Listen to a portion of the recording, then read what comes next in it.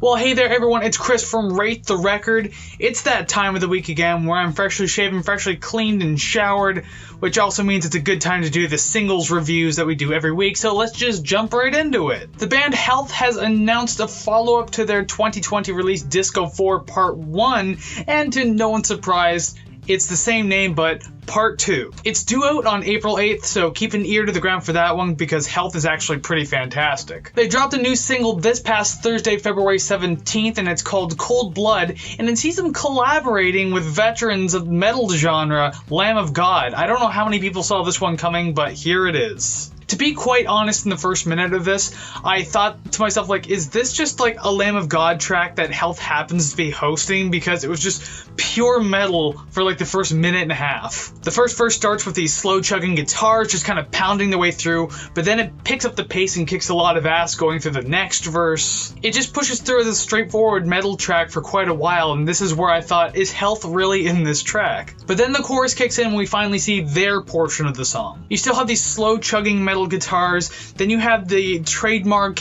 airy kind of ambient vocals of Health lead singer, I don't have his name off the top of my head, popped up on screen right there for you though. There's also these really haunting ambient synths kind of behind everything, sounds really cool. Quite honestly, I think this track sits somewhere between metal and industrial metal, and it all depends on where you currently are in the track. I listened to this one a couple of times, and each time I kept thinking to myself, like, it sounds like two different songs. It's like night and day between these two bands. Now, it's not that it sounds bad, I just don't feel like it was a good fit to go forward with this track. It was still a fun track though, I mean, it still sounds good for what it gives, production's great, so I would definitely say give this one a listen. For the second single that we're looking at this week, we're doing a callback to episode 22 we've done on our Rate the Record podcast when we looked at Animals as Leaders' self-titled album.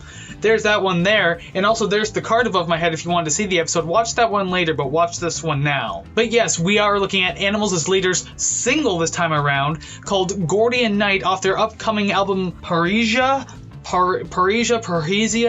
something like that, but it's dropping on March 25th. This is the first teaser they've given us from the new album, dropped back also on February 17th, so let's listen to it. A very mysterious kind of start to this one, although it doesn't last too long.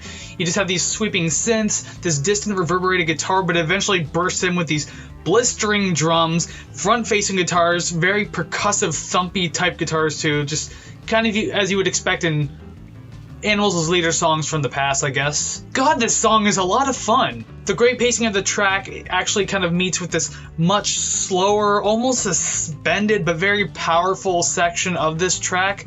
I think it sounded pretty damn cool. I love the composition. Everything feels like a little bit uneasy, but overall pretty fascinating. Toward the middle, things get super percussive, like even more than they already have been, but there's a great tone and energy on just everything happening.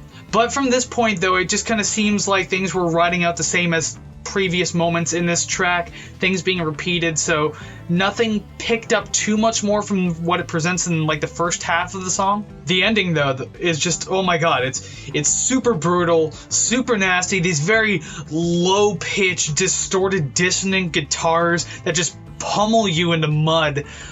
Oh my god, it's awesome. I would definitely say give this one a try. It's nearly 5 minutes, but because of the pacing, everything moves so well you won't even think of the time. And finally, for the third track, we come down off that metal cloud and we go to Brother the Cloud by Pearl Jam frontman Eddie Vedder. That's right, yet another callback for the singles review, episode 1, the very first episode of the podcast where we did Pearl Jam's 10. There's the album cover, there's the card somewhere up above my head. Again, watch that one later, but finish watching this video, I'm almost done, I promise. So this single, Brother the Cloud, is the final single to have dropped off his brand new full-length solo album, Earthling, which just dropped back on February 11th. Now, as compared to the other two tracks that I've talked about, obviously this one's going to have a much cleaner, gentler start to it because it's not metal. You have these clean, coursed guitars and just like super soft vocal presentation. Not super soft, but you know what I mean if you hear it.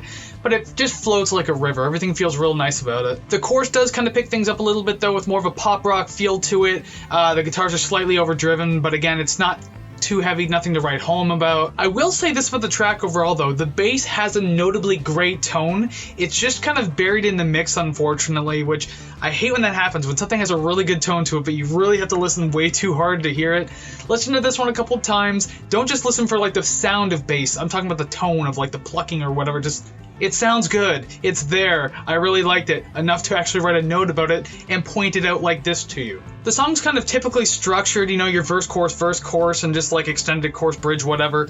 It has that to it, so, I mean, not that it's a bad thing, but just, I guess, because of the other two tracks, I was a little more interested in hearing something else. The ending of the track, though, enters some interesting territory. It gets a little different, I guess, since, you know, the end of the song. Kind of gave me some old school Pearl Jam vibes, like the heavier Pearl Jam vibes. My only gripe is that it's just too short-lived, though, as compared to the rest of the track. The song ends kind of abruptly, though, like, I don't mean kind of, I mean really abruptly. It's kind of like the band just said, screw it, we're done. I guess it's another gripe about the ending. I like the ending, but I don't like how it was too short and how it just cuts off. The song's alright, it's catchy enough. There's a bit of a ride of emotions a little bit going through the track. Maybe not just for me, I guess, or maybe it's not for me. Whatever. I don't know. If you couldn't tell, I try to do this in as few takes as possible. Overall, I'd say go ahead and try this one out. Maybe you'll dig it more than me. I don't know. It just, again, not for me. And those are the 3 singles that I have for you this week. Thank you very much for watching the video. Let me know what you thought of these singles down in the comments below. I'm always curious to know your opinion on them. And also don't forget that Savannah has her own group of singles that she's covered this week, so make sure you go watch her video.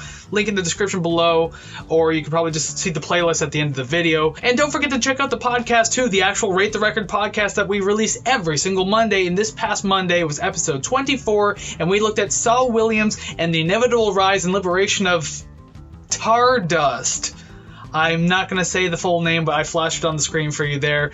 You'll understand why I'm not gambling with that one. So yeah, let me know what you thought about the singles. Go watch the podcast, go watch Savannah's videos. You have plenty to binge on, plenty to watch. I hope you enjoy it all. So until next week, take care, friends.